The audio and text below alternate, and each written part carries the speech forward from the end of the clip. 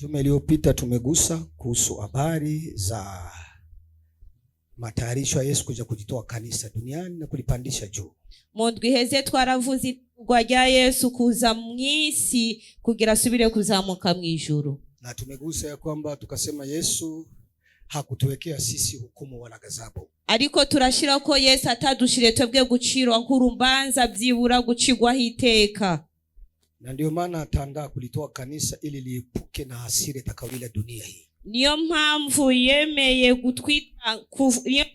gutanga rino jambo mu rushengero kugira bitandukanye na kino cyago. Kwa sababu kwa kweli dunia inaandaliwa shida kubwa sana ambayo haijawahi kutokea tangu kuumbwa kwa ulimwengu. Kuko mw'isi hateguwe icyago gikomeye kitigeze kiboneka hano mw'isi kuvisi iraremwa. Naye Mungu hataki sisi tushiriki mateso haya. Kandi Imana natwe ntabwo ishaka ko tuba muri ivyo byago. Kwa sababu mateso na shida hizo zimeandaliwa shetani pamoja na watumishi wake. Kuko ivyo byago byateguwe kuri Satani hamwe n'abakozi bayo. Wale wote walikataa kumwamini Yesu. Bajya bose banse kwizera Yesu. Wale wote waliocheza na imani duniani. Bajya bose bakinye no kwizera mw'isi. Hawakupenda kumpenda Kristo na kutubu dhambi zao. Batakunze kukunda Yesu Kristo no kwihana ibyaha byabo. Kumtumikia Mungu si kuingia kanisani. Gukorera Imana ntabwo ari kwinjira mu rushengero. Kumtumikia Mungu si kuhubiri kama mimi. Gukorera Imana ntabwo ari kuvuga ubutumwa nkanje. Kumtumikia Mungu si kuwa shemasi. Gukorera Imana ntabwo ukwiye kumprotokole. Na kwanza kumtumikia Mungu ni kutengeneza moyo wako. Ariko gukorera Imana no kwitunganya umutima wawe. Lazima uwe mtakatifu gisi naye ni mtakatifu. Ni ngombwa kuba uwera nkuko nawe ari uwera. Bila hivyo ataruko utajikuta unaingia muziki hii ambao nitakaifundisha leo. Uzokwisanga winjiye muri kino cyago nza kwigisha kuri uno munsi. Tunaanza na kipindi kia pili kikubwa sana kia ziki kuu. Turatanguye n'igice kigira kabiri c'ibyago bikomeye. Tumesema kisha kanisa kuondoka kutatokea mtu mmoja ambaye anajiita yeye ni Mungu. Ituanze kuvuga igishengero rizamara kuvaho hazoza umuntu azokwita yuko we wari Imana. Ufunuo 6 mstari wa kwanza mpaka 12 utasoma hapo. Ivyahishuriwe Yohani 12 guhera ku murongo wa Ivyahishuriwe Yohani 6 guhera ku murongo wa mbere gushika ku 12. Inasemekana Mungu alimwambia Yohana habari za mihuri. Yuko Imana yamubwiye ku nkuru z'ibidodo. Na malaika wa kwanza asema akafungua muhuri wa kwanza. No malaika wa mbere yugurura ikidodo cha mbere. Kilichotokea ni kwamba kulianza amani kubwa duniani. Icyahabaye no kubera hatanguye amahoro mw'isi. Kusema amani hii, ayo mahoro itaanza tangu sisi tumepanda paradiso. Ndatangura igihe twebwe twaduga mw'ijuru. Inafanya miaka 3.5. Byagize imyaka 3.5. Kwa kweli watu watafurahi. Koko abantu bazonezerwa. Nimesema kwa watu wote ambao wanakuwa na haja ya kuishi vizuri kwa starehe bila maumivu bila majaribu. Ku bantu bose bashaka kubaho neza atamubabara atagahinda atabigeragezo. Na Wakristo wataka kujaribiwa. Hariho abakristo badashaka kugeragezwa. Kuna Wakristo wanataka starehe. Hariho abakristo bagomba kubaho ubuzima bwiza. Kipindi hiki kia miaka 3.5. Rero kino gice c'imyaka 3.5 itakuwa ni starehe. Azoba ari ibihe byiza. Kuku zitakuwa azikuza kutafutisha. Inkoko zizoba atari inkoko zo kurondezwa. Tukiingia sana katika akili hata ya kibinadamu, twinjiye no mu bwenge bw'umwana w'umuntu, utaona ya kwamba hembe ninaipanda kwangu ni mfupi yapata hapo. Jewe ndayishize umwembe, jewe ndimi wanje nzobona ko ari ngufiya cyane. Tangu tulikoma tukaona hembe nene kama tunazoziona hapa kwa Sioni. Kuva twakuze turabona imyembe minini nk'itubona hano kwa Sioni. Hiyo ni mpango wa maendeleo ya itakayotoka kwa Kristo. Uyo n'umugambi w'amahoro uzoba muri ico gihe cha Satani. Nadhani unaona kuna kuku zinafanizwa kwa juma moja au siku moja.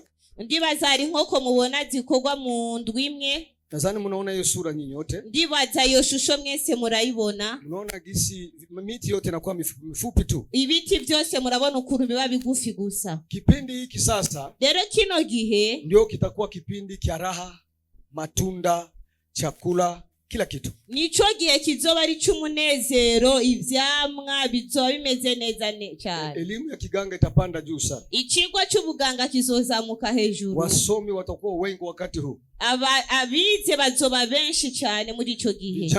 Vijana kama wenzangu wao, imisore nk'abagenzi banje hano, nyinyi ambaye mnaostukia hii mili ya wadada kwa wakati huu, mwebwe munezererwa imibiko muraganga bukira imibiri y'abakobwa muri kino gihe, unatetemeka na mili ya wanawake, ukajugumirana n'imibiri y'aba bakobwa. Kipindi hicho ico gihe mutaona wanawake warembo kupita kiasi, muzobona abakobwa beza cyane barengeje urugero. Hao wote ambao watosheki na wanawake wao, abo bose batariko barahazwa n'abagore babo, kipindi hicho ico gihe wataoa wanawake 50, bazorongora abagore 50. Isaya amesema kipindi cha siku za mwisho mwanamke mmoja atasema nina haja ya Bwana, hata muwe 7 nina haja kuitua kuwa nina Bwana tu.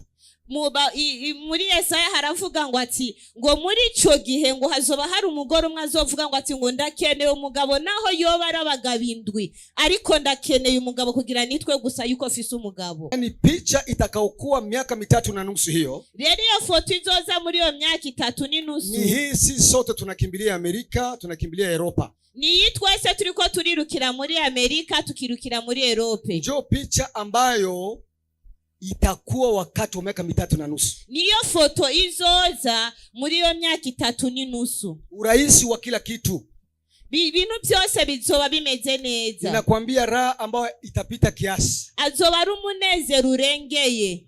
Chakula hautahangaikia tena, imfungurwa ntabwo uzozihangayikira, kwa sababu huyu mtu ni mwenye elimu kuu sana kwa kila kitu. Kuko uno muntu afise ibyigwa byinshi cyane gusumba buri kintu. Mlimo utakuwa rahisi sana, ukurima kuzoba koroshe cyane. Hakuna chochote ambacho mtakosa duniani. Nta kintu na kimwe muzigera mubura hano mwisi. Wewe utakayebakia duniani, wewe uzoguma hano mwisi, utampokea kwa furaha huyo. Uzomwakira kumunezero. Sasa baada ya miaka 3.5 hii, Dari nyuma hiyo miaka 3.5, Yohana akaona mwili wa pili unafunguliwa. Yohana abona umubiri ugira kabiri wugurutse. Na huyu mwili wa pili, n'uyu mubiri ugira kabiri, ndio namtaja huyu aliyepanda farasi nyeupe. Ureni uvuga uno yazamutse ku ifarasi gera, kwa sababu alikuja ana mshale kwenye mkono, kuko yaje afise umwami ku kuboko. Na ni hapo sasa vita vitaanza duniani. Aho rero ni intambara izotangurira mwisi. Vita itakuwa kubwa zaidi, intambara izoba nyinshi cyane. Tumejifunza juma iliyopita ya kwamba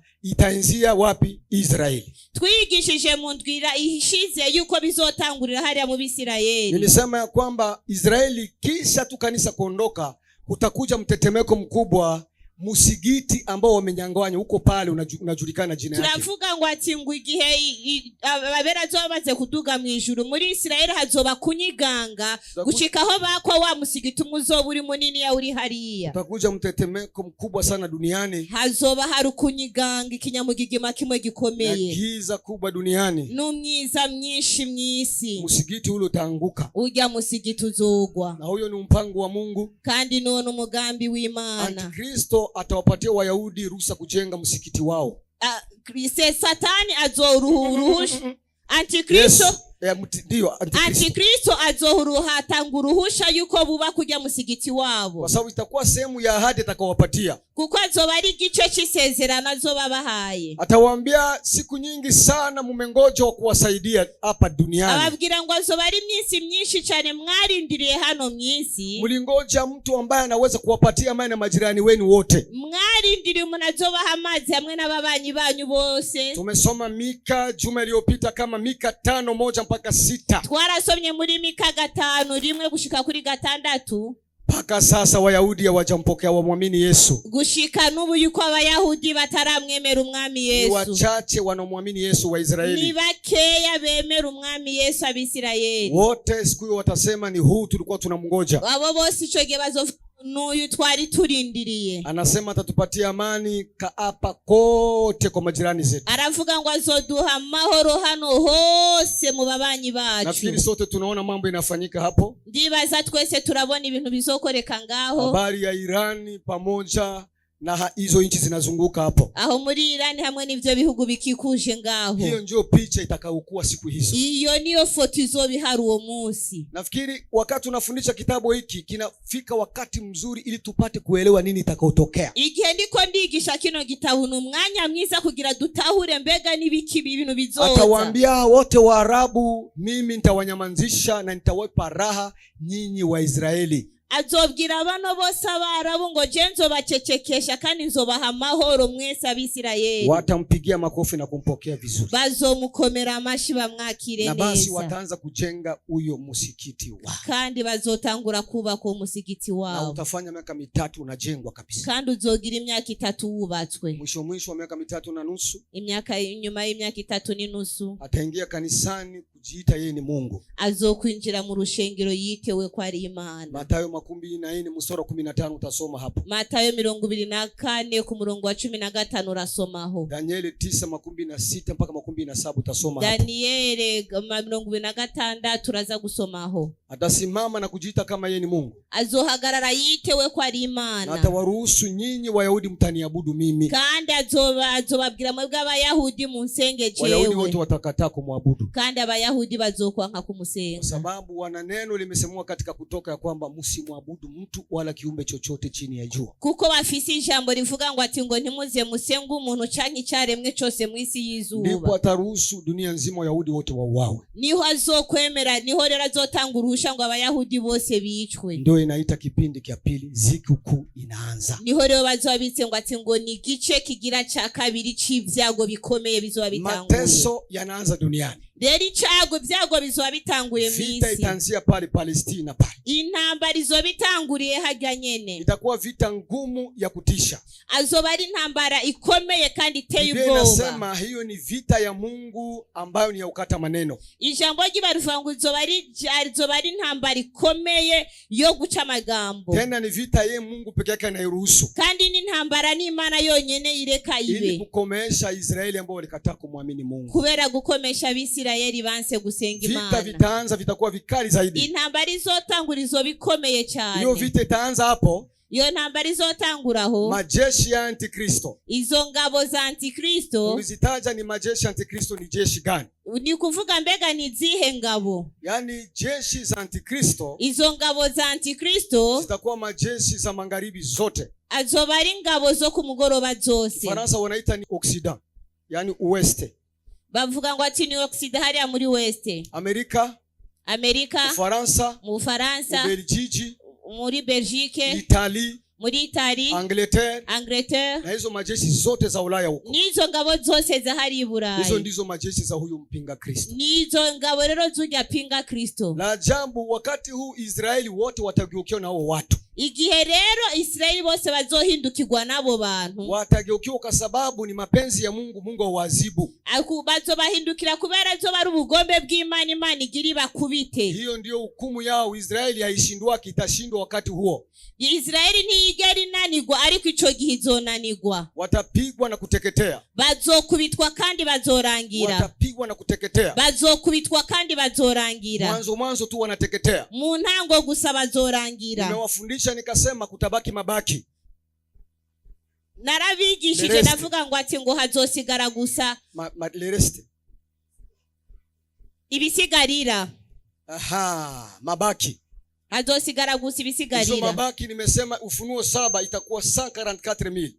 Abo mabanki azoba ari 144. Na Mungu atawanyakua wote kuwaficha fasi ambayo ametayarisha, ni kubonde moja inatayarishiwa mpaka sasa. Ni Imana izobatora handi hantu yahana abanyegeje bashiraho hantu kuri bishira hantu ku musozi izoba yabahishije. Biblia inasema atawatia pale. Ijambo ry'Imana rivuga ngo azobashira hajya miezi 42. Amezi 42. Tukisema miezi 42, amezi 42, yani ni siku 1260.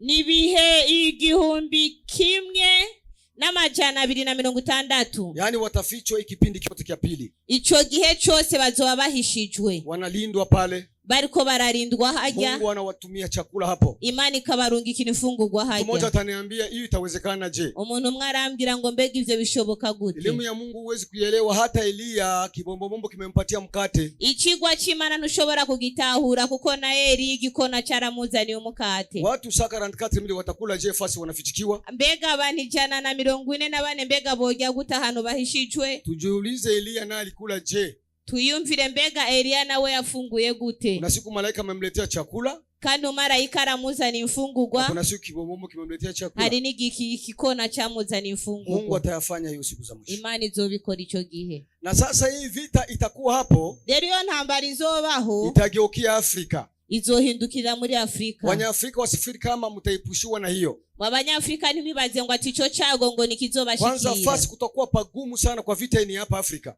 Mbega kwanza ahantu hazoba hakomeye kuri yo ntambara zo bari muri Afrika. Unajua nchi za Afrika muri Afrika zimeungana katika hali ya majeshi. Zafatanye mu bihe by'ingabo. Kifaransa wanaita ni mabloke fulani hapa Afrika. Mu Kifaransa vuga ngo na mabloke runaka hano muri Afrika. Ukiangalia SADC, urabye SADC ni hiyo ambayo iko nasaidia Kongo hapo. Ni iriko irafasha muri Kongo. Hiyo SADC, hiyo SADC ina vikundi vya nchi zinaungana kimajeshi kusaidiana. Bifise ingabo n'imigwi myinshi ifatanye kugira bifashe mu gufashanya. Ukipanda Afrika ya juu yani Nord, kuna Waarabu. Ugiye muri Noro hari Abarabu. Hao Waarabu ni Tunisia, Maroc, Algeria na wale wengine wote Waarabu pale, Sudan na wengine yote. Au muri aho rero mu Barabu ni Tunisia, Maroc n'abandi hari ya bose. Hao wana kikosi chao ambacho ni kia kivita. Au ro bafise ingabo zabo z'umugwi w'intambara. Ukienda ngambo ya magharibi hapa huku juu. Ugiye ahantu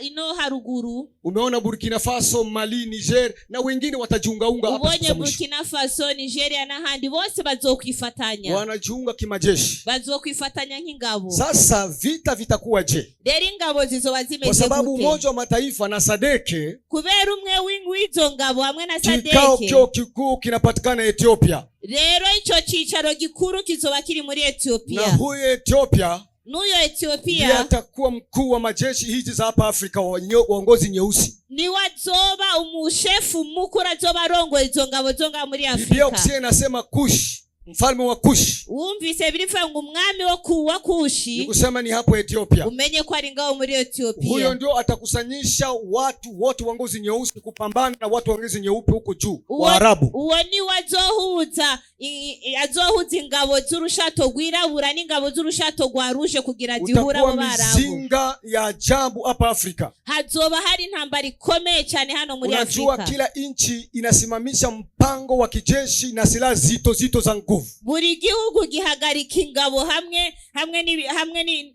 n'ibikotanyi byabo bikomakomeye. Utakuwa makombora marefu yatapigwa inchi kwa inchi. Hazoba hari makombora makomakomeye maremare. Hizi kombora mnaziona hapa kwa hizi vita, hizo ni ndogo. Hizi nko mubona ngaha hizo ni ntoya. Kwa sababu kila inchi kwa sasa leo iwe Afrika watu wanauza silaha za kupiga masafa marefu sana. Kubera hizo mubona ngaho nabo bari muri Afrika baragura zinini cyane zikomakomeye kandi zirezire. Natamani nikwambie hivi. Ndifuza ndakubwire ngo huyu Rusia na China, Urusia hamwe na China wana majeshi za Afrika ambao wanaungana nao. Bafise ingabo za Afrika bahura nazo. Sasa Amerika na watu wake ambao wanaungana nao. Rero na Amerika na ifisa abantu bayo bahura nao. Hivyo itakavyokuwa. Uko niko bizoba bimeze. Nikusema hivi vikundi vitashambuliana kulingana na gisi wana baba zao huko wakuu huko ngambo ya magharibi. Rero iyo migwi izohura nayo bihuriranye n'ingira bafise ba papa wabo bakuru bakomakomeye bariyo. Sasa vita vitakuwa vya kuteketea. Rero intambara zo bariyo kurangiza. Watu watakufa vibaya sana. Abantu bazopfa benshi cyane. Na hapo nyinyi nyote mko paradiso. Kandi hamwese muzoba muri mwijuru. Kanisa liko juu pamoja na Kristo. Ishengero zoba riri hejuru hamwe na Kristo. Amen. Hii miaka 7 yote ya ziki. Iyo myaka 7 yose yo mubabaro. Sisi tutaonja tuko juu. Twebwe ntabwo tuzobihonja, tuzoba turibereye mwijuru. Waliofua mavazi yao kwa damu ya mwana kondoo wapo juu. Abazoba bameswa imyenda yabo y'amaraso y'umwana w'umwagazi w'intama bazoba bari hejuru. Wanapumzishwa paradiso, nafasi ya furaha. Bazoba baruhuru, bazoba ariko bararuhuka mwijuru ahantu h'umunezero. Biblia mu Kifaransa nasema Paradiso ni fasi ya delis, fasi ya raha. bavuga ngo ati ngo mwijuru ngo nahantu h'umunezero. Sikiliza mteule, umviriza we watoranijwe, mumeandaliwa fasi ya raha. barateguwe ahantu h'umunezero. Paradiso ni fasi ya kupumzika, lakini fasi ya delis. Muhariya muri paradis mwijuru nahantu h'umunezero, ahantu ho kuruhuka. Tumeandaliwa fasi nzuri baada ya mateso tunayoyaishi hapa duniani. Twarateguriwe ahantu heza cyane hariya mwijuru. Henyi mashujaa hotuma ambao mtakata moyo, hamtazimia kwa sababu ya majaribu hapa duniani. Mwebwe mwanesheje ntabwo muzozimira kubera ibigeragezo byo ngaha kwa mwisi. Sababu heri na mtakatifu ambaye atakayeshinda majaribu hapa chini ya jua. Mweranda azoba yaranesheje ibigeragezo hano mwisi azoja mwijuru. Kwa sababu huyo ataipokea taji ya uzima, kuko yazokwakira igitsibo cy'ubugingo ambayo Kristo ameandaa kumpa huko siku moja. Kristo yateguye kumuha igihe kimwe. Jaribu ni chakula chetu sisi wa Kristo. Ikigeragezo ni indya zacu twebwe aba Kristo. Na ni lazima tuvumilie. Kandi ni ngombwa yuko twihangana. Tunateswa kwa muda hapa. Turiko turababara mu mwanya hano. Kesho tuko fasi ya furaha. Ariko ejo tuzoba hano h'umunezero mwijuru. Wakina Paulo wapo paradiso. Ba Paulo bari mwijuru. Wakina Petro wapo paradiso. Ba Petero bari mwijuru. Wakina Yohana wapo paradiso. Ba Yohana bari mwijuru. Lakini ukisikia mateso yao, ariko wumvise umubabaro wabo, na ungishiriki ungikimbia wewe. Kandi na wewe wari kwiruka. Na kutakia usikimbie majaribu. Rero ndagushakira ntiwiruke ibigeragezo. Jipe moyo, unaandaliwa fasi ya furaha. Rero ni wihangane, urateguriwa hano h'umunezero. Amena. Sasa zikitaanza duniani, rero ibyago bizotangura mwisi. Na sasa asare naanza duniani. Rero n'umubabaro utangure mwisi. Kama vita ipo, intambara ihari, watu wote wanakufa na njaa duniani. Abantu bapfa n'inzara mwisi. Kwa sababu kubera biashara kati ya mainchi hakuna kushirikiana. Ivyashara hagati y'ibihugu ntabizoba kandi bigihura. Maana dunia yote itaanza kuchafuka na mizinga na shida za kivita duniani. Kuko isi yose izobitanguye kubabara no guca mu mubabaro n'agahinda. Hakuta kuwepo tena ushirikiano kwa biashara katika inchi. Kandi ntahazoba kandi hahari ibintu byo gufashanya gucuruza mu bihugu n'ibindi bihugu. Hii unasikia kwamba kama ni CRGL, CPG na vingine. Ivyo mumva ngo CPG na pasiporo n'ibindi. Hivyo vyote binakuwa na uhusiano kwa sababu ya inchi kushirikiana biashara. Ivyo byose bifise ihuriro kubera bari bihugu bihurirana bifashanya mu gucuruza. Wakati vyote vitakuwa vinasimama, muri ico gihe byose bizohagarara. Sasa njaa itaanza duniani. Inzara itangure mwisi. Watu wataanza kufa na njaa. Abantu batangure gupfa n'inzara. Jana mnakumbuka Ethiopia wakati wa vita, gisi watu walikuwa wanakufa na njaa. Nibaza muribuka muri Ethiopia igihe cy'intambara ukuntu abantu bapfa n'inzara. Watu wataanza kufa na njaa. Abantu bazotangura gupfa n'inzara. Kitakachototea ni nini sasa? Ikizoboneka ni giki rero? Sababu vita ipo, intambara iriho, unapaswa kufanyika recensement duniani pote. Ni ngombwa ko bikoreka mwisi hose. Ndio kipindi kitafikia hiyo wakati. Nico gihe rero kizoboneka ico gihe. Wataruhusu watu wote waandikwe kwenye horoza. Rero ico gihe bazotangurusha ko abantu bose bandikwa, ili kila mtu apate gisi ya kuweza kuishi, kugira buri muntu wese aronke ukuntu azotangura kubaho. Ufunuo wa Yohana 13 mstari wa 14. Ivyahishuriwe Yohana 13 ku murongo wa 14. Soma haraka tusikie hapo. 13 14 18. Naye awakosesha wale wakao juu ya nchi kwa ishara zile alizopewa kuzifanya mbele ya huyo mnyama, akiwaambia wakao juu ya nchi kumfanyia sanamu yule mnyama aliyekuwa na jeraha la upanga, naye akaishi.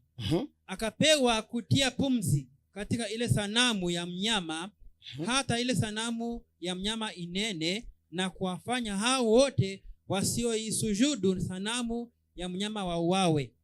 Naye awafanya wote, wadogo kwa wakubwa, na matajiri kwa maskini, na walio huru kwa watumwa, watiwe chapa katika mkono wao wa kuume au katika vipaji vya nyuso zao. Tena kwamba mtu awaye yote asiweze kununua wala kuuza isipokuwa anachapa lile, yani jina la mnyama yule au hesabu ya jina lake. Hapa ndipo penye hekima. Yeye aliye na akili na hesabu ya mnyama huyo, maana ni hesabu la kibinadamu. Achia hapo. Kirundi soma tusikie, Warundi nao wasikie vizuri juu twende vizuri sisi sote. Ibyahishuriwe Yohani 13 guhera ku murongo wa 14 avuga ngo kizimirisha ababa ku isi ibimenyetso cyahawe gukorera mu maso ya cya gikoko, kibarira ababa ku isi gukorera igishushanyo cya gikoko cyari n'uruguma rw'inkota, kikahava kikabaho, gihabwa guha icyo gishushanyo cy'igikoko guhumeka, ngo icyo gishushanyo cy'igikoko kivuge kandi cicishe abatazogisenga bose, kigera ko bose aboroshe n'abahambaye n'abatunzi n'aboro n'abidegembya n'abagurano bashigwa ku bimenyetso ku kiganza cy'iburyo canke mu ruhanga. Achie hapo mtumishi wa Mungu. Nadhani lugha zote zinasema vizuri. Ndibaza yuko indimi zose zivugwa neza. Haya maneno si hadithi. Aya magambo ntabwo ari inkuru, lakini ni mambo yatatokea, ariko ni ibintu bizoba. Tujifunzie kwa mambo yanafanyika hapo. Nitwigishe kuri bino bintu biriko birakoreka hano. Hii ni mwanzo wa dalili ya mambo haya. Iyi ni ntango y'ivyo bimenyetso. Neno nasema njaa itaingia. Ijambo ry'Imana rivuga ngo inzara izokwinjira. Na huyu aitwaye nabii wa uongo, n'uyu yitwa ko ari umuvugishwa w'ibinyoma, atasimamisha kuruhusu watu wote waandikiwe. Azohagarika abantu bose, atangurusha ko bose bandikwa. Wataandikwa kwenye horoza. Bazokwandikwa bose. Kwa sababu chakula kitaanza kuja kwa namna ya udogo duniani. Kuko imfungurwa zizotangura kuza nke mw'isi. Neno la Mungu linasema watapewa chapa, na njoo hii hapa. Ijambo ry'Imana avuga ngo bazohabwa ikimenyetso. Kila mtu atakuwa duniani atalazimishwa kupewa chapa hiyo. Umuntu wese azoba mw'isi muri ico gihe azohabwa ikimenyetso. Wanasema chapa wataitia kwenye kipaji cha uso. Ibavuga ngo ichapa bazogishira mu gahanga na kwenye mkono wa kuume no ku kuboko kw'iburyo. Na lengo la chapa hii, kandi nico n'ikimenyetso c'ico chapa, inahakikishiwa wazi kama ni huyu mtu kukontrole akili ya watu wote duniani. Bitegurwa yuko ari uwo muntu azoba ariko arakontorora ubwenge bw'abantu bose mw'isi. Yani ni chapa itafanya watu wote wamwamini kama yeye ni Mungu. Ni chapa kizoba kirimenyesha yuko abantu bose bizerewe ko ari Imana. Na hii kumkono wa kulia, hamwe na hano ku kuboko kw'iburyo, kusema controle ya kufanya kazi, biashara, kila kitu, administration yote utaifanya mpaka umwabudu yeye. Urumva zoba ari controle yo kugira ngo abacuruzi, abakora ibyashara bose bakore kandi bakore neza gushikaho umwizero umusenge. Hautaingia sokoni kama hauna chapa hiyo. Ntuzokwinjira mu isoko udafise ico chapa. Hautanunua kitu hauna chapa hiyo. Ntabona kimwe uzogura wewe udafise ico kimenyetso. Sisi tulikuwa ngambo za inchi za kigeni huko, tumeyaona. Twebwe twari hariya mu bihugu by'abashitsi twarabibonye. Wataalamu wa Biblia wanasema inawezekana hii corona ilikuwa ni mfano wa kumtayarisha watu wazoee gisi ya kuishi na hii sita maishani mwao. Bavuga ngo ati ngo kino kintu cha corona caje ngo cyari ntegurwa yuko abantu bamenya yuko gutegurwa ukuntu bazobaho n'iki kimenyetso cha sita. Sisi tulikuwa tunasema kuingia mugare hauwezi ukaenda kama hauna karte ya vaccination. Twebwe ahantu twari turi ari ngo ntushobora kwinjira mu modoka udafisa gakarata kaho wewe baguteye iyo vaccine. Hauwezi ingia mu bisi paka uoneshe karti ya vaccine. Ntushobora kwinjira muri bisi uterekanye iyo karata. Tuliyaona kama hii ni maandalizi ya mambo yanakuja hapa kesho. Twarabonye yuko yari integurwa y'ibintu bizoba ejo. Wote watakaobaki duniani bose bazosigara mw'isi. Biblia inasema kutakuwa neema ndogo tu. Ijambo ry'Imana rivuga ngo hazoba hari ubuntu buto cyane. Kipindi hiki ngo kuko ico gihe cha miaka 3.5 ya mateso, cy'imyaka 3.5 mubabaro, utabaki wale wa Kristo wa vuguvugu. hazogumaho b'abakristo bamwe bavuguvugu. Nyinyi tunawaambia mjero Roho Mtakatifu mnakataa. Babwe turababwira mwuzure mpwemu w'Imana mukanka. Tunawaambia mwache bugoro mnakataa. Tukababwira mureke igitana mukanka. Tunawaambia mwache bufie mnakataa. Tukababwira mureke ubukobwa mukanka. Tunawaambia mwache wafumu mnakataa. Tukababwira mureke abapfumu mukanka. Tunawaambia mwache manyanga mnakataa. Tukababwira mureke amanyanga mukanka. Lakini inatosha mmempokea Kristo Yesu. Ariko mwaramwakiriye Kristo Yesu. Na kwa sababu umeandikwa mu kitabu cha uzima tangu misingi ya dunia. Kubera wanditswe mu gitabo cy'ubugingo kuvisi gitangura. Hamkukuwa bibi harusi. Nta mugeni yarahari. Bibi harusi umugeni ni mtu aliyetubu dhambi na kaziacha. Ni umuntu yihanye ibyaha kandi arabireka. Ni mtu hawezi kukubali kutenda dhambi na naiona. Ni umuntu adashobora kwemera gukora icyaha kandi akibona. Kinachoitwa dhambi kwa bibi harusi hawezi kukifanya. Ikintu cyitwa icyaha ku mugeni ntashobora kugikora. Roho Mtakatifu anamkataza NON usifanye. Mwemu yararamubuza ngo NON ntugikore. Hizi madini zote mnaziona. Aya madini yose mubona zinajaa ndani wa Kristo wa vuguvugu. Zuzuyemwe abakristo bavuguvugu ambao wanapenda pombe, kila kitu, kahaba na mengine. Bakunda inzoga, abagore n'ibindi. Watamkuta bwana huyo. Bazohurana n'uyo mugabo. Na kwa wakati huo miaka 3.5 ya mbele. Biblia yangu inasema kutakuwa neema ndogo. Kuna wamoja katikati yao watajiokoa kwa damu yao. Hariho bamwe hagati yao bazokwirokora ku maraso yabo. Kwa sababu chapa itakuja kutiliwa watu. Kuko ichapa kizoza gushigwa abantu. Na itakuwa chapa ya kwa nguvu. Kandi hazoba arico kimenyetso kizoza ku nkomezi. Utaka usitaka utakipata kwenye kipaji cha uso. Ushake ntushaka uzogihabwa gusa kunuzenya uzogihabwa gusa. Na kwa mkono no kukuboko pum. Wanakuambia unamwamini Antikristo. Bakubwiye ngo ati ngo wize Antikristo. Ndio Mungu wako. Niyo maana yawe. Unasema ndio huu ni Mungu. Ukavuga ngwegu niyo maana. Haya pita hapa. Bakubwira cha hano. Kuna wale ambao ninasema Wakristo wa vuguvugu. Baje niko ndavuga Abakristo bakazuyaze. Wamoja watakataa. Benshi bazokwanga. Watasema hili sisi tufe. Bazovuga ngo twebwe twotuma dupfa. Kwa sababu gani? Kubera iki? Nitawaambia mambo huko mbele kidogo. Ndababwira ibintu biri hani imbere gato. Wakati wa vitasa, likupe. Vitasa vinaanza kumwangiwa duniani. Vitasa, sema tu vitasa. Ukuvuga igihe guse igihe cyo cy'umubabaro bizotangura gusukwaho mwisi. Au vikombe. Canke ibikombe. Kuna watu wawili wanaitwa ni mizeituni wawili. Hariho abantu babiri bitwa ba mizeituni. Baadaye nitarudia baada huko mwisho niko nafuata nasoma tatu. Ndagaruka hano nyuma. Huyu Zakaria. Soma hii moja unamalizia. Turavuga igyo rimwe gusucurangiza. Utasikia kwamba kulikuja malaika anamwambia. Hazoza umalaika hamubwire. Hivi hapa unaona nini? Hano wewe uri kurabona iki? Akamwambia ninaona chandelier. Sio chandelier kama kitu Kiswahili, chandelier. Chandelier mkiswahili nini chandelier? Ile iko ndani ya iko na mapembe 7 hivi. Tala. Akamwambia ninaona tala.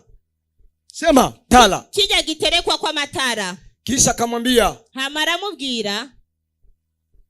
Unaona nini pembeni ya hii chandelier? Ngo mbega ubona guti ruhande ya kino kintu? Akasema ninaona mizeituni miwili. Ngo je ndabona mizeituni 2. Miti 2 ya mizeituni. Ndabona ibiti 2. Akamwambia Bwana, mbona sielewi maana ya haya mambo? Ko ntatahura bino bintu. Akamwambia hacha nitakwambia. Aramubwira ngo reka ndakubwira. Akamwambia hivi. Aramubwira ngo hii miti 2 ya mizeituni bino biti 2 ni wale wana wawili. Ngo bino biti 2 by'imizabibu ni babagabo 2 ambao wanasimama mbele ya Bwana ambaye anazunguka nchi yote duniani. Ngo bahagaze iruhande y'ujya mugabo ariko arazunguruka ku isi yose. Ni wana wawili wa mafuta. N'abagabo 2 b'amavuta ambao wataitenda kazi huko mwisho. Bazokora igikorwa hari inyuma. Kipindi kama miaka 3 hii ya mwisho. Igihe cy'ino myaka 3 hano kumera. Tasimama watu wawili wenye mafuta. Hazohagarara abantu 2 b'amavuta. Wataalamu wamoja wanasema ni Musa pamoja na huyu Elia. Bavuga ngo ni Mose hamwe na Elia. Kwa sababu kutenda kwao kuko gukora kwabo utakuwa sawa sawa gisi walitenda duniani. Bizobingana nuko bazoba bakoze hano mwisi. Biblia inasema watakuwa na ruhusu moto kushuka inashuka. Biblia inavuga ngo bazovuga umuriro kumanuka na ucumanuka. Wakisema moto lunguza Bujumbura nzima inalungula pale pale. Bavuze umuriro ngo ati ngo turira Bujumbura yose aho nyene nikakisha. Na watakuwa na uwezo kuruka inchi kwa inchi. Kandi bazoba bafise ubushobozi bwo kugenda mu gihugu buri gihugu. Kazi ya watu wawili. igikorwa cy'abo bantu ya hii babiri, mizeituni miwili iyo mizabibu ibiri au manabii wawili wakubwa cyangwa wa mwisho abavugishwa babiri bakuru watatangaza habari ya kumpinga antikristo. bazovuga inkuru yo kumupinga uyo antikristo. Watafanya miaka 3.5 wanahubiri, bazogira iyo myaka 3.5 bariko baravuga ubwo butumwa. watahubiri kwa nguvu kumwambia huyu msimwamini, ni mwanadamu, ni shetani. bazogira ubuvuga butumwa bukome bavuga ntimumwizere uwo ni satani. Kila inchi buri gihugu cyose watatangaza hiyo. bazovuga ibyo. Watakuwa na uwezo wa kuruka kama ndege. bazofise ubushobozi bwo gusimba nk'indege. Wanafika Burundi wanawaambia msiamini kuabudu sanamu ya huyo. bashiki Burundi abwira ntimumwizere gusenga ico kigirwamana. Tumesoma Ufunuo 13:14 mpaka 16. twasomye ibi byahishuro Yohana 13 ugera ku 14. Tunasema mnyama wa pili atasimamisha sanamu ya huyo antikristo. turavuga ngo igikoko kigira kabiri kizohagarikwa ngo cyuyo antikristo. Na ataruhusu madini za dunia nzima zitiwe sanamu yake hapo. kandi azokwemerera ngo iyo madini ibihugu byose bashira ico gikoko ngaho Nyinyi kigirwamana. mnaopenda dini hampendi kiroho, mutaabudu sanamu hiyo. mwebwe mwakunze idini mutakunze ivya mpwemu muzosenga ivyo Tena Biblia bigirwamana. inasema mtakuwa ndani pumzi na itakuwa inasema sanamu hiyo. kandi ijambo ry'Imana rivuga ngo bazohumekwa mw'impwemu ngo kandi bizoza bivuga. Hawa Wakristo wote wa dunia wavuguvugu wataabudu sanamu hiyo. aba bakristo bose bakazuyaze bose bazosenga ico kigirwamana. Hawa watasimama kusema msiamini mtu huyo. abo bazohagara bavuge ngo ntiwizere uwo muntu. Ndipo narudia kwenye somo langu. niho rero ngarutse rero kw'ijambo Wamoja ryanje. watampinga, watakataa kuchukua chapa ya 6:6, watakataa. benshi bazokwanka kwakira ico capa ca 6:6. Na baadaye watachukuliwa, watauawa. hama nyuma bazofatwa bicwe. Heri na mtakatifu aliye na fungo katika ufufuo wa kwanza. hahigwa uwera afise ifungo mu guzuka kwa mbere. Nikikuita kuja tufunge. ndaguhamagaye ngwino isonzeshe. Nikitangaza siku 11 tunafunga, funga. vuze iminsi 21 kwisonzeshe. Na kuwe siku ya mazoezi ya kukesha. kandi hazoba igihe cyo kwimenyereza gukesha Usipozoea wisonzeshe. siri kama hizi za mbinguni utabaki hapa. wewe nutabamenyera no mabanga y'ubwami bw'ijuru uzoguma Kwa sababu hano. umeamini kuko warizeye na ulimwamini Kristo, kandi wizera Kristo, utajiokoa kwa damu yake. wewe uzokwirokora ku maraso yawe. Njoo neema itakuwa hapo. ubwo nibwo buntu buzoba buraho. Itakuwa neema kidogo, kazoba ari ubuntu akantu lakini gato cyane. Roho Mtakatifu atakuwa ametoka duniani. ariko mpwemu w'Imana azoba aravuye mw'isi. Ndio maana watu wote watamwabudu huyu niyo mpinga mpamvu Kristo, abantu bose bazosenga ico kigirwamana. kwa sababu roho hakuna. kubera mpwemu w'Imana atazoba hari. Nimeona hapa mtumishi wa Mungu anasema iteni roho, watu wameweza kujazwa na kulia. nabonye umukozi w'Imana avuga ngo hamagara mpwemu w'Imana, abantu batanguye kuzuzwa no Nimeona watu kurira. wanaanza kusema kwa lugha, abantu batangura kuvuga mu ndimi. na wengine wamesikia kitu kilicho ndani waanze kutoa maneno ya Mungu. n'abandi bumva ikiri muri bindani gitangure gusohora amagambo Ni kwa sababu y'Imana. kanisa lipo duniani. ni kubera ishengero riri mw'isi hano. amena. Litakapotoka linapanda paradiso, niryamara kuvaho rikaduga mw'ijuru, wote watamuinamia antikristo. bose bazokunamira antikristo. Roho hata kuwepo, mpwemu yera si hazoba ari, utakuwa neema tu. hazoba hari ubwo buntu gusa. Sikiliza, amen. watakwambia unampenda antikristo, bazokubaza ngo ukunda antikristo, unasema namjua Mungu. uca uvuga ngo nzi Imana. Mungu nani? Imana nde? Ni Yesu. Yesu. Wanaukata mkono, bazoca guca ukuboko. nakufa. napfuye. Unampenda tena? uramukunda kandi? Nampenda Yesu. ego ndakunda Wanaukata Yesu. mguu. bagaca ukuguru. Nataka kutangaza hivi, nagira ndakubwire wakati ngo wa ziki kuu, igihe c'ivyago bikomeye, machungu unasikiaka sio unajikata na wembe, umubabaro w'amawumvi yo wikase n'ugwembe, itafanishiwa mara 7 namba ya Mungu ya kuumiza. uzokumva umubabaro incuro 7 mu kubabara. Ninakwambia utaumia ndakubwiye ngo uzobabara kushinda machungu ya mama kuzaa. kunanira ububabare bw'umumama agiye kwibaruka. Ninakwambia watu wataumia vikali sana. ibi ndakubwiye abantu bazobabara Sasa Mungu cyane, atafanya fuaseti mapigo. kubera Imana izogwiza n'incuro 7 uwo mubabaro. Unaendelea kuamini, nasema ndio. wowe ukomeje kwizera ego, Wanatia shindano vupu mlicho. bagakubitira urushinge mu jisho vupu. Unaendelea kuamini, nasema ndio. urasubiye kandi kwizera ego. Puf. Puf. Wanakushurutisha mpaka upokee chapa.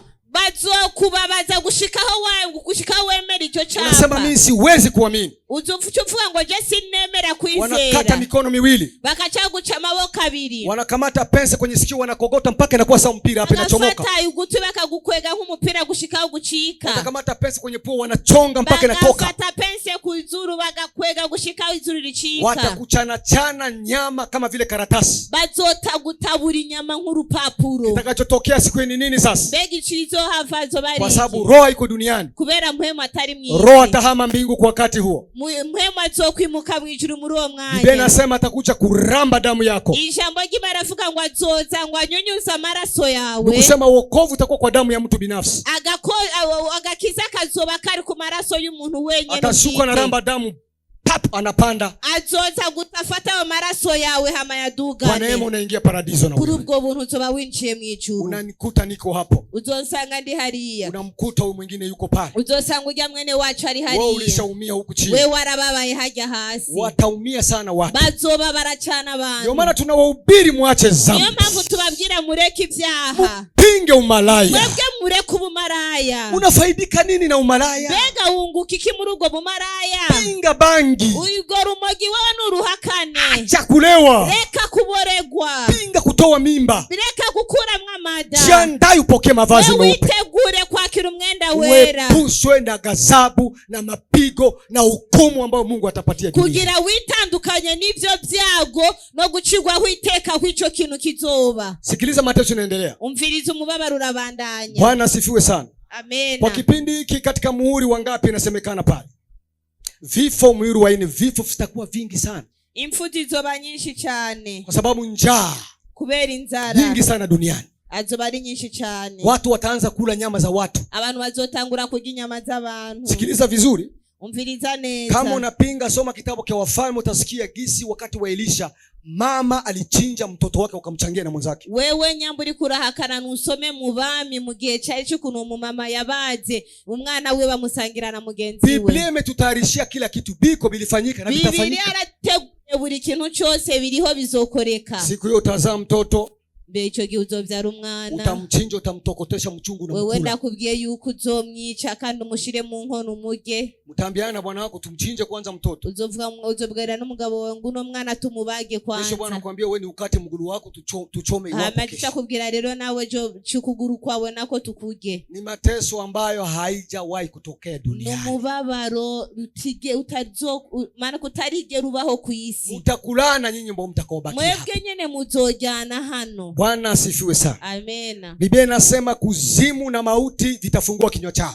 Ijambo ry'Imana ravuga ngo ati ngo hari kuzimu n'urupfu bizokugurura kanwa kabo. Mungu ataruhusu nyama za pori kuwa na ukali kuingia kuwatafuna watu duniani. Imani izotanga uruhusha ibikoko byo mwishamba kuza kurya abantu. Yaani kila asili ya kifo itatokea duniani ili watu wafe waliopinga Mungu. Bisi ngo buri kintu cyose cy'urupfu cyateguwe kizore kugwa ico gihe ngo urwo rupfu rugaragara abantu bapinze Yesu. Biblia inasema katika muhuri wa 5. Biblia iravuga ngo ati ngo muri ico kidodo cha 5 Yesu akatembea paradiso. Yesu agenda mwijuru. Akamkuta Petro. Asangayo Petero. Atamkuta mwenzangu hapa. Azosanga mugenzi wanje aho. Akamkuta Yohana. Asangayo Yohana. Wakaanza kulia, tulipishie kisasi cha damu yetu walimwanga duniani. Atangura kurira rero kurira igisa cy'amaraso yabo yasesetse. Kuna kitu nitakwambia mwanangu sasa hivi. Hari kintu ndagira ndakubwire mwana njubuyene. Hata kama unajua una mchawi nyumbani mwako. Nyamba uzi yuko ufise umurozi mu nzu yawe. Hata kama we ni mchawi binafsi. Change wewe muri we uzi kuri umurozi. Usipime kufanya shauri kumwanga damu ya mtu aliyeitwa na Mungu. Wewe ntuzogira inama canke kugerageza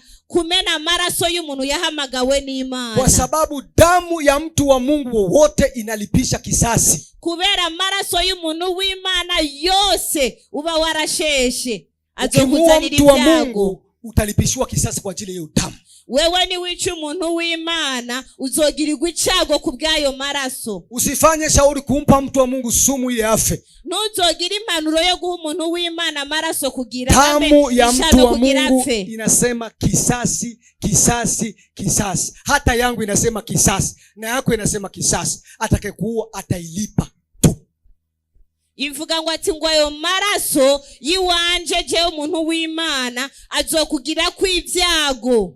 Tuna damu moja tu ambayo haisemi kisasi, ni ya Yesu Kristo. Anasema samehe Baba, samehe Baba, samehe Baba. Hiyo moja tu duniani pote. amaraso atagira icago na amaraso ya Yesu Kristo avuga ngo ati ngo harira papa, harira mama, harira naka. Damu ya mitume wote ni kisasi. Amaraso y'abami, amaraso y'abungere byose byo bese umenye ko ari icago. Waliojiita kuwa manabii na mitume duniani wote nalia kisasi. Abise bose kuba bavugishwa abo bose umenye yuko ari icago. Lakini ya Yesu inasema samehe. Ariko amaraso ya Yesu avuga ngo harira. Ikidodo cha gatandatu. Biblia inasema jua itatiwa giza,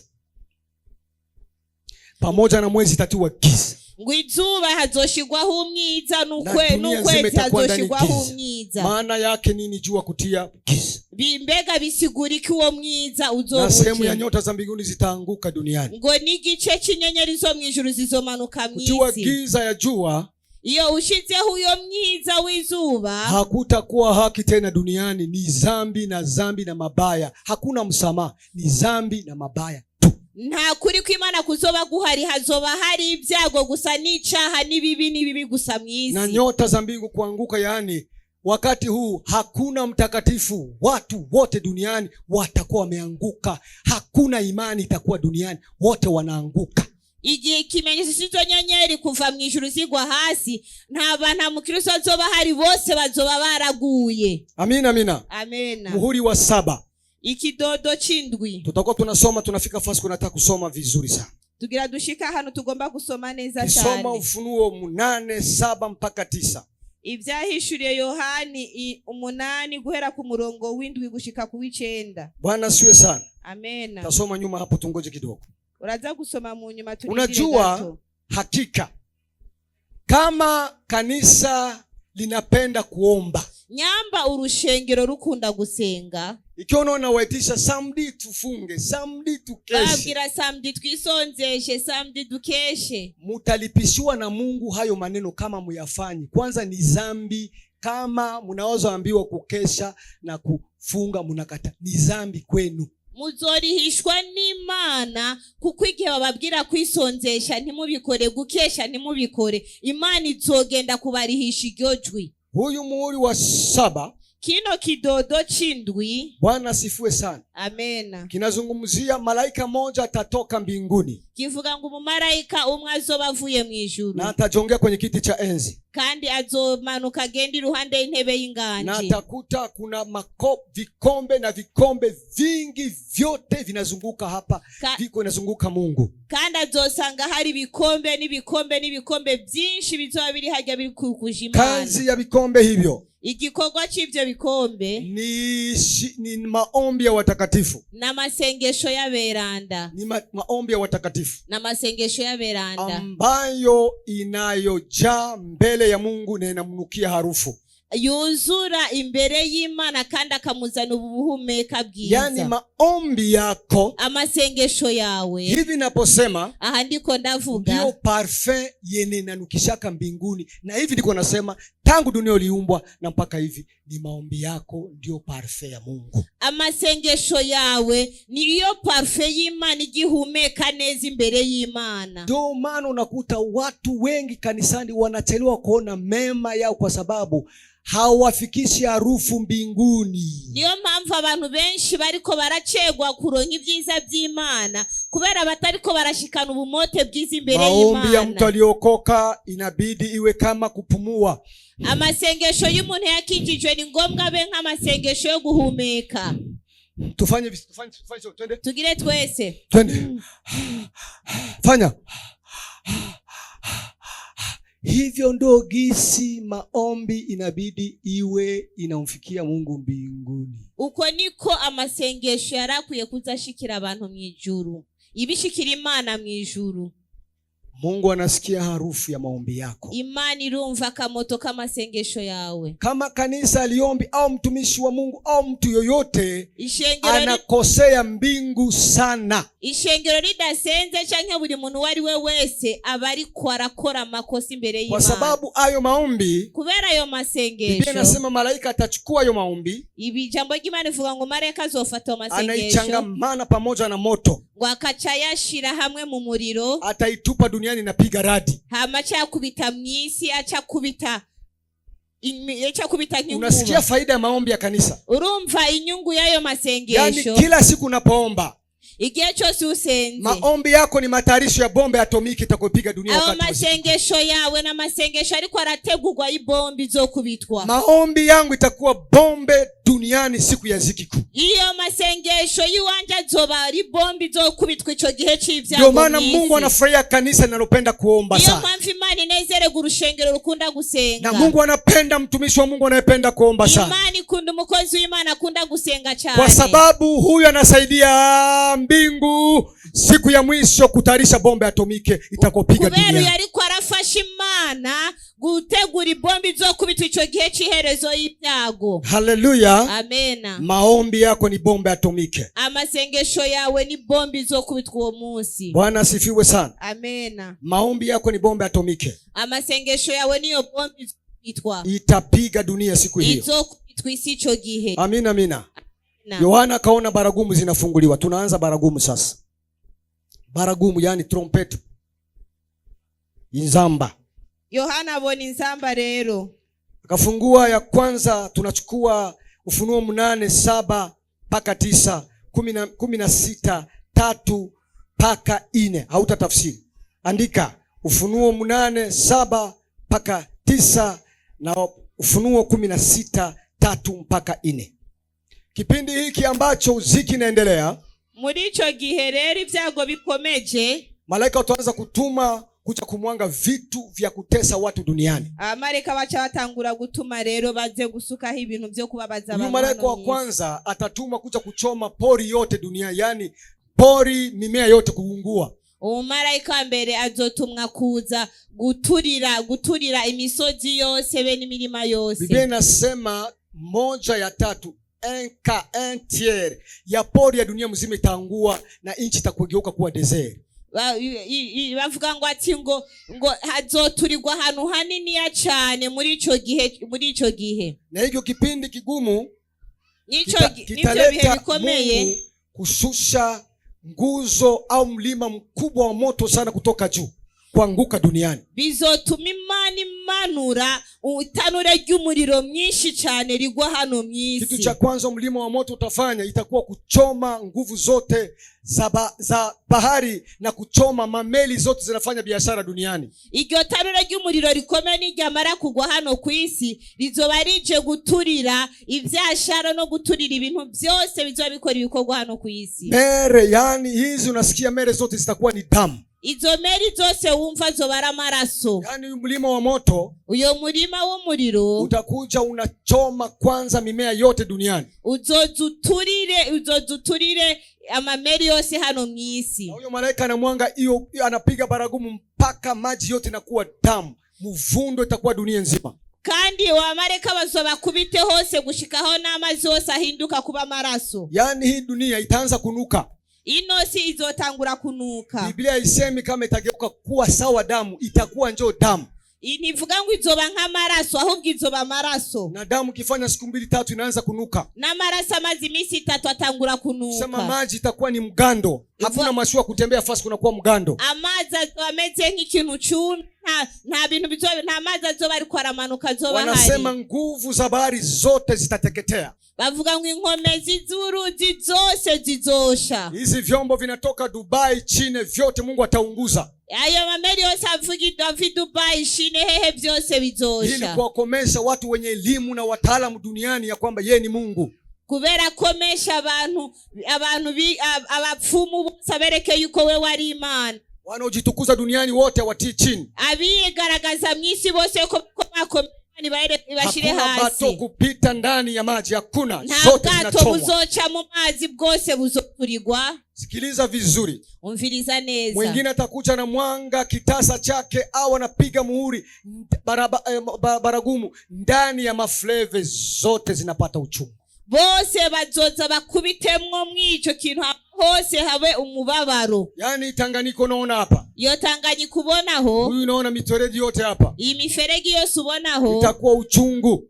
Azoba ari umubabaro. Waso wanasema kutatoka malaika moja juu atakuja na mwanga vitu katika maji hiyo yote inakuwa ni uchungu mtupu. kuko avuga ngo hazovoma reka mwijuru ngo azamenagure ngo avuge ngo ibyo byose azoba ari umubabaro gusa. Watu watakimbia ili wajisaidie kunywa, wanakufa. Abantu bazokwifasha kugira biruke kunywa ariko bose bazopfa. Dunia nzima itakuwa ni maiti tu. Isi yose azoba ari urupfu gusa. Ni vilio na vilio fasi zote. Azoba ibihanu hose. Hakuna inchi itakaochungwa kuepushwa na ziki hii. Watu watapigwa wote. Nta gihugu na kimwe kizoba kirimwo abantu barinda ico cyago kizoba kiri ku isi yose. Wakati huu jua hii unaiona hapa, iki gihe ubona rino zuba hano, temperature yake inakuwa na nguvu za jua 15 milioni.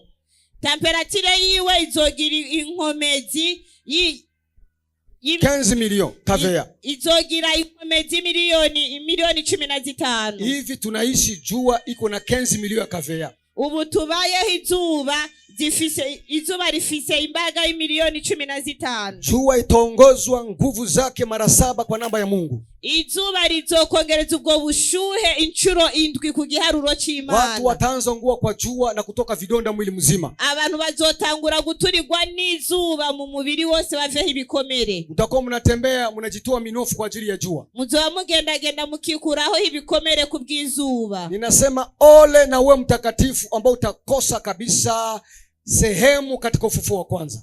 Ndakubwiye ngo ati ngo hange wewe uzobura izuka rya mbere rya Yesu. Izuba itaongezwa degree yake ya kuwaka mara 7. Izuba rizokongerezwa kwaka ikitigiri cyayo inshuro 7. Temperature ya jua itakuwa 15 milioni. Ikongerezwa kwizuba kwaka cyane kuzokongerezwa kube ija. Mara nyingi nasikia tunapoomba na mama 115 milioni 105. Anaona jua huko mbele iko inashuka. Ngo arabona izuba hari imbere ririko riramanuka. Anaona hayo mu maono. Ivyo yababibona myerekwa. Itakuwa ni wakati wa zikiku. Azoba ari gihe c'ivyago bikomeye. Mungu atashusha nguvu za jua. Unaona 15 milioni ya kavea unaanika mango inakauka. Wewe amaumva gusa izuba mukwaka imiliyoni 5 nikirizo impunzu zikuma. 15 milioni ya kavea unaanika miogo inakauka. Milioni 15 ura nyombati kuma. Namba ya Mungu ya mateso ni 7. Rero ikimenyetso c'Imana c'ivyago ni inshuro 7. Fanya mara 7. Nugwize ni inshuro 7. 5 milioni de kavea. Imiliyoni 115. Haoni kama ni hatari watu bakia duniani. Ubona ko ari kibazo gabantu. Tupiganie sana kwenda mbingu mwanangu. Tugwanire cyane kubona ijuru bane bane. Jitahidi sana tukaze imani tumalize safari vizuri. Mwitegure cyane dufate ukwizera turangize runo rugendo neza. Wanze kukesha na kumlilia Mungu na kuwa takatifu ili parapande kilia tutoke mapema. Utangure gukesha no kurira Imana kugira igihe ciherezo twese tuze kubona ubwami bw'ijuru. Siku hizi si siku za kutamani kuwepo. Kandi kino gesi gihe cyo kwifuza kubaho. Watu watatoka vidonda kwa ajili ya kujikuna. Abantu bazova ibikomere kubera kuyagaza. Watu watakimbia kwenda kunywa maji. Abantu bazokuruka kuja kunywa maji. Kwa sababu jua ni kali. Kubera izuba zoba ari na kitu kikituliza watu ni maji. Kandi ikintu gituma gituza abantu buriya n'amazi. Unafika Tanganyika maji kwa uchungu. Ugashika muri Tanganyika mazi n'umururazi. Uko nakimbia jua inakupiga na kufa. Ukiruka izuba likagukubita ugapfa uhumeka. Unafika na kunywa hivi vup hapo. Ugashika ukanwa aho nyene ugatangura gusamagirika. Bwana wako anakuja na kutana uko pale. Mugabo wakaza gasanguri hajya. Wao ulisha kufa unaoza. Wewe amaze gupfa waboze. Anasema hakuna msaada nitafanya. Akavuga ngo ati ngo ntana kimwe ndi bukore. Nikukula nyama ya mke wangu hata kama inaoza. Ngo ni kurya inyama y'umugore wanje nahiboze. Anavamia mguu wako vup. Akachafata ukuguru kwa agatangura kukurya. Kandi uri urukurabora uri kurava mwinyo. Anatafuna mguu. Kwa sababu naye hataenda wapi, hakuna chakula duniani. Kuko ntangi hari mwisi na hari bugende. Ni siku ya kutisha, siku ya kuogopesha. Ni gihe cyo gutinya, igihe gitinyitse cyane. Ni siku ya mateso na siku ya maumivu. Ni gihe cy'agahinda n'umubabaro mwinshi. Mujitahidi nyote tuchukua hatua kumomba Mungu kwa bidii. Mufashe mwese gira dufate intambwe yo gusenga Imana n'umwete. Hii naisema siwe hadithi, ni ukweli utayaona ukibakia. Ibi niko ndavuga ntabwo ari migani, nukuri uzobibona we ni wasigara. Lakini kama mchungaji anayokulea, ariko nk'umwungere ndakureze, ninataka uwe mtu wa magoti. ndashaka uba umuntu w'amavi. Ninataka Haleluya. usikilize ujumbe huu. Ndashaka wumvirize buno butumwa. Ninataka utubu dhambi zako. Ndashaka wihane ibyaha byawe. Acha ukahaba. Reka ubusambanyi. Acha kuua. Reka kwica. Acha uzinzi. Reka gusambana. Acha uganga wa kienyeji. Reka kuja mu bapfumu. Acha tumbago. Reka wewe itabi. Acha pombe. Reka inzoga. Acha kutoa mimba. Reka gukura imba. Simama tumtumikie Mungu. Haguruka dukorera Imana. Fanya bidii ujitowe. Wewe nugira umwete wo Siku ya kitisho kwitanga. inakuja. Kuko igihe c'iherezo Ni kiraje. siku ya kulia. Ni igihe cyo kurira. Jua itashuka kuwachoma. Izuba rizomanuka kubaturira. Watu watalia. Abantu bazorira. Ni siku ambayo si ya kutakia mtu kubakia duniani. Ni igihe atari cyo gushakira umuntu hano ku isi. Biblia yangu inasema Biblia yanje mwisho kidogo tu ngo mu iherezo gatoya Mungu atafungua paje ya vita sasa ya ajabu ya kuteketeza duniani. ngo Imana izokugurura irundi ruhande gukuntu abantu Na hii bazorangira. vita inaitwa ni vita ya Armagedoni. Rero nino ntambara yitwa intambara ya Armagedoni. Vita ya Armagedoni. Intambara ya Armagedoni. Tukisema vita ya Armagedoni, Iyo tuvuze iyo ntambara tunagusa mlima wa Magido ambako Palestine pale. tuba tuvuze kuri uwo musozi uri hariya Palestine. Nikusema hii vita ya Armagedoni Ni kuvuga ngo ino ntambara inaitwa ni vita ya kuteketeza. ivuga ngo ati ngo ni intambara yo kurangiza. Tunasema ni vita ukata maneno. Ni intambara yo guca amagambo. Tena ni vita Mungu anayanzisha peke yake. Kandi ni intambara Imana itangura ubwiru Ili kusanya majeshi ya dunia mzima yenye nguvu ikutane pale. kugira guhuza ingabo zose za hano ku isi zihurireho. Wapigane, waoneshane misuli au nguvu zao, na kisa wameandaa hizi silaha za kivita zinaitwa za nuclear. Kugira baze bahure bategura ino ntambara ikomakomeye. Biblia inasema Mungu atawakutanisha hapo wote. Imana iravuga ngo bose izobahuza hajya. Ili waje wapigane hapo. Kugira baze bagwane hajya. Ni karibu wa mlima wa Karmeli, hapo ndio vita itakuwa. Naho hafi y'uwo musozi witwa Karumeli. Huyo mlima unaitwa ni mlima wa Magido. Uyo musozi witwa ko ari umusozi wa Magido. Yohana ameita vita ya Magedoni. Yohana yazanye intambara hariya Magedoni. Yaani vita zilizofanyika kwenye mlima wa Magido siku za kutosha zamani. Ni intambara yakoretswe muri ico gihe cya kera kandi intambara ihagije. Hii vita ni vita ya mwisho. Iyo ni intambara ya nyuma. Itakusanya majeshi yote duniani. Izohuza ingabo zose zo mwisi. Nimesema Afrika kutakuwa vita kubwa sana hapa. Ndavuga hano muri Afrika hazoba intambara Mfalme wa ikomeye. Kushi ni huyu Ethiopia. Umwami wa Kushi ni hariya muri Ethiopia. Pamoja na mafalme wote na majeshi watu weusi hapa duniani. Hamwe n'abami bose bazoba bingabo bose bazoba bari Wataungana hano. kupambana Waarabu. Bose bazofatana bagende kugwana Na hii vita n'Abarabu. itahamia huko juu kwa Kandi wakubwa. niyo ntambara izohurira hariya mwijuru. Ukisoma Hariya katika hejuru. kitabu cha Ufunuo 16. Iyo usomye mu byahishuriwe 16. Biblia inasema Yohana akaona roho tatu za chura. Yohani ngo abona imishahi itatu y'igikere. Wa kwanza kuitapika ni shetani. Satani no yatanguye kudahwa. Atatapika chura. Acharadahwa igikere ngo hwa. Wa pili ni Antikristo. Uwa kabiri ni Antikristo. Chura. Na wabona ariko aradahwa igikere. Wa tatu nabii wa uongo. Uwa gatatu azoba ari umuvugisha Anatapika chura. w'ibinyoma. Na wazoba ariko aradahwa Yohana igikere. akaona hizo chura. Yohana abona ivyo bikere. Ndizo roho zinazofanya vita kuchonganisha wafalme kupigana duniani. Izo mpwemu ziriko zirafatanisha abami kugira bagwane mwisi. Ndio zitaingia Amerika. Nizo zizokwinjira muri Amerika. Zitaingia Ufaransa. Zizokwinjira mu Bufaransa. Zitaingia China. Zizokwinjira mu Bashinwa. Zitaingia Japan. Zizokwinjira Japan. Zitaingia Uingereza. Zizokwinjira mu Bongereza. Zinaingia Rusia. Zikinjira ari Rusia. Ukisema Rusia, Yo tuvuze wa Rusia. tunaita Gogi ndio Rusia. Chatuba twise Gogi niyo Rusia. Hizo roho za chura za vita zitawaingia wote. Izo ntambara z'ibikere zizobinjiramo Biblia bose. inasema hivi. Ijambo ry'Imana rirambwira ngo Mungu ataruhusu malaika wane wanakaa kwenye mto Frati. Sema hivyo. Umana Mungu gwizoreka abamarayika bane bicaye muri Otofrati. ataruhusu malaika wane wanakaa kwenye mto Frati. Azoreka abo bamarayika bane bazoba bicaye hejuru y'iryo riba. Atawatoa. Azobakuraho. Kusema mto Frati, kuvuga ngo ati iryo riba tunaona ni mto unaanzia Armenia. tubona yuko ari riba ritangura hariya muri Anemia, inashuka inapita Siria, ikamanuka igarengana muri Asiria, inagusa pia na Iraki. ikagenda igakoraho na Iraki. Sikiliza vizuri, umviriza neza. wakati hao malaika wanatoka kwenye mto huyu wa Efrate, igihe abamarayika bazoba bavuye kuri iryo riba rya Efrati, itakuwa ni kuruhusu majeshi inatoka ngambo ya huku juu Oria ivuke yende pale Palestine, fasi kutakuwa vita ya Armagedoni. bazoba bemeye yuko izo ngabo zizoba zivuye hariya kugira zijabuke zigende kugwana urugamba. Hii wakati kama China bado Rusia haijavuka kupiga Israeli kwa sasa, nyamba hariya muri Shine na hehe bataraja ukagende gukubita Abisirayeli, ni kwa sababu Mungu analinda huyo mto Frati na malaika wane wao ndio wanawaziwiaka na wafanya akili, usipige taifa langu, usipige taifa langu, wanaziwia. ni kubera hari abo bamarayika bari kuri iryo riba, Imana bakoresha babwira ngo ati ngo nimukubita ubwoko bwanje, nimukubita ubwoko bwanje, lakini siku hiyo Mungu atawatoa. ariko ico gihe Imana izobakuraho, atawatoa. azobakuraho. Wakati vita vitaanza kati ya Antikristi na huyu Israeli, igihe intambara izotangura muri Antikristo hamwe n'Abisirayeli, Antikristo atasimama kusema nimeisha maliza kiburi ya Israeli.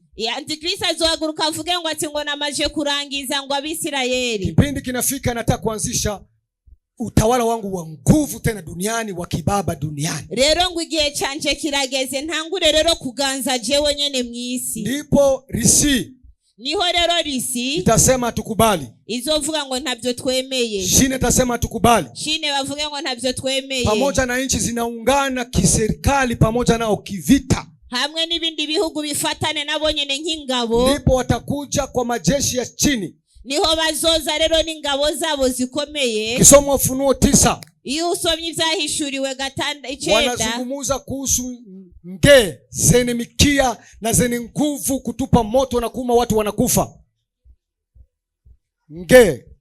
Nge escorpion. iyo rero bavuga ngo ati ngo niho bazorekura ngo inzige zize kugwana. Hizo si nzige bali ni watu. izo ntabwo azoba ari inzige, ariko azoba ari abantu. Ni majeshi ya kutoka huko, azoba ari ingabo zivuye hariya, kikusi kia Risia pamoja na chini na wengine. azoba ari ikintu ca Risiya hamwe n'abandi. Watakuja taratibu kwa silaha za chini, maautoblende, bazoza buhoro buhoro n'ibikoresho by'inkozo hasi hamwe n'amaautoblende, silaha za kivita za ajabu. bazoza bazanye ibigwanisho bimwe bikomeye. Anga kutakuwa ndege na ruka, nta ndege nimwe izoba ikija mu kirere. vita ya mwisho itakuwa na ndege za juu, intambara nyuma nta ndege zizoba zihari, zitakuwa zinaangushwa kimaajabu. indege zizoba ziduga zizoba zigwisha hasi mu Kutakuwa vita bitangaza. zinazopigwa Burundi yote na zikwa chini, hazoba hari intambara ikubitwa mu Burundi hose n'ahandi hose. wakipiga bombe Kongo inazikwa yote. bakubise bombe muri Kongo, urumva ni yose bazoba bahambye. Biblia inasema anga yote tajaa moto. Biblia iravuga ngo ati ikirere cyose kizokuzura umuriro. Mutaanza kuona moto kuna pita, muzokumva umuriro, muzotangura kubona umuriro ugira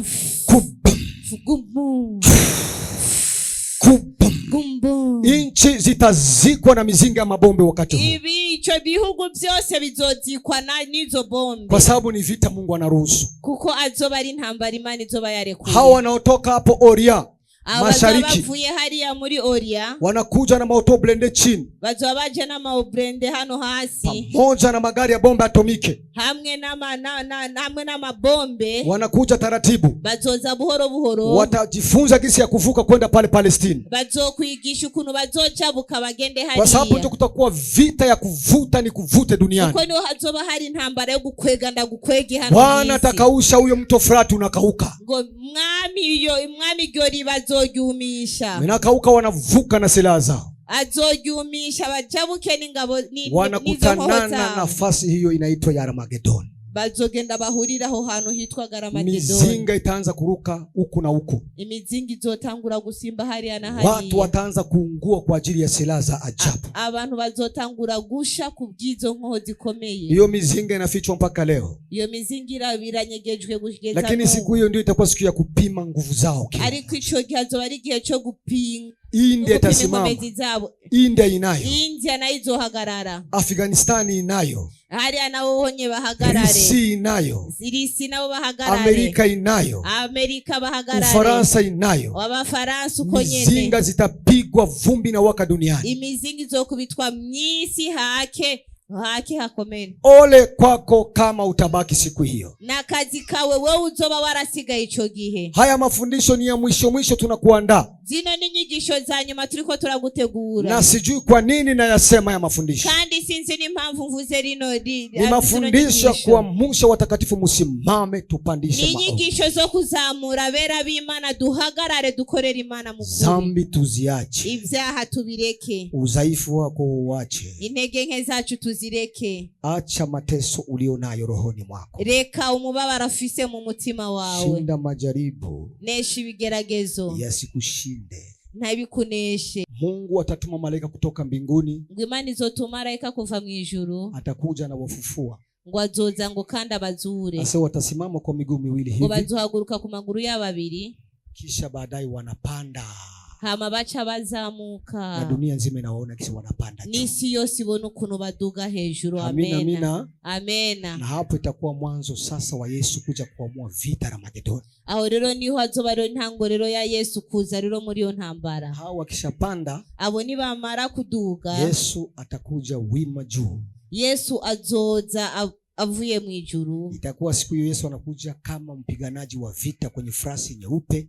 Niho rero Yesu azoba rero nk'umugwanyi w'intambara aje kwifarasi gera, na ana macho mekundu ya hasira, kanisa maso atukuye y'ishavu, na ndani ya kinywa chake mnatoka upanga wa kukata kuwili, kandi mu kanwa kiwe niho hazova y'umupanga uzobuje kukubita. kuja kuamua vita ya Armagedoni. Niho hazoba rero hariyo ntambara ya Armagedoni. Inamisha kichwa chako. Unamika umutwe wawe. Inamisha kichwa chako. Unamika umutwe wawe. Mwanangu, inamisha kichwa chako. Mwana wanje unamika umutwe wawe.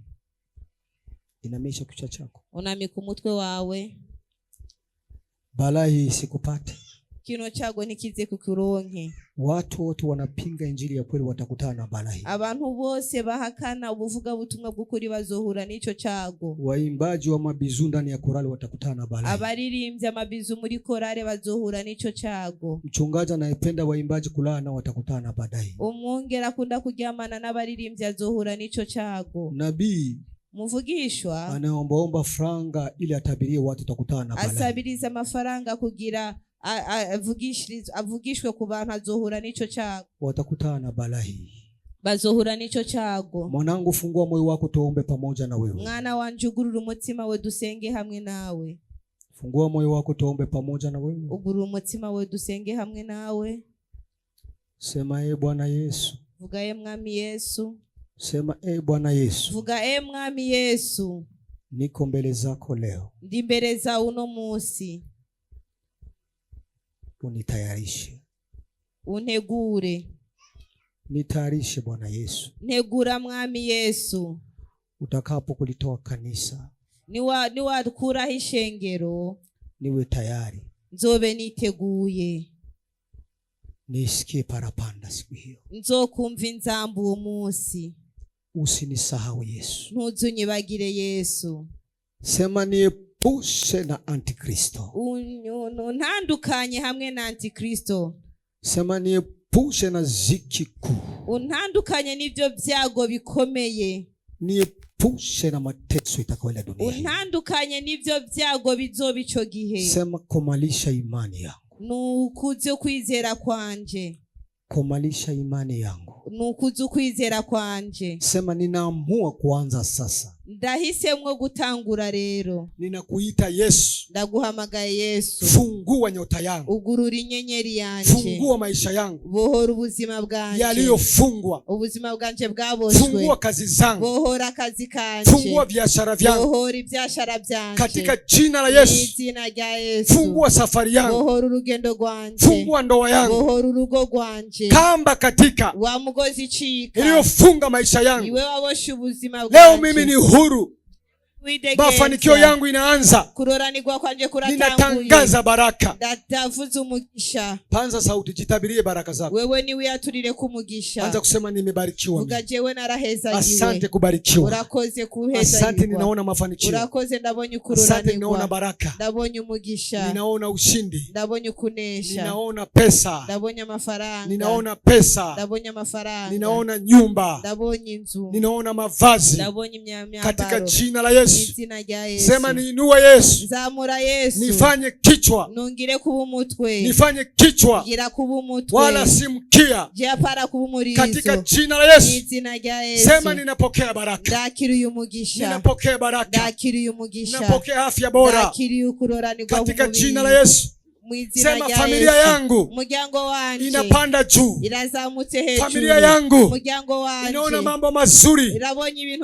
Tunaishi vizuri. Watoto wangu wanaolewa vizuri. Watoto wangu wanamaliza wasomo vizuri. Sema katika jina la Yesu. Oh, sema Yesu nijaze nuru. Yesu nijaze nuru. Yesu nijaze mwanga. Yesu nijaze baraka. Yesu nyuzuzu umugisha. Mupe Yesu makofi. Haleluya. Tena makofi. Tena makofi. Mupe vigelegele mfalme wako. Baba anastahili. Baba ameniokoa anastahili. Baba atakulinda. Amen.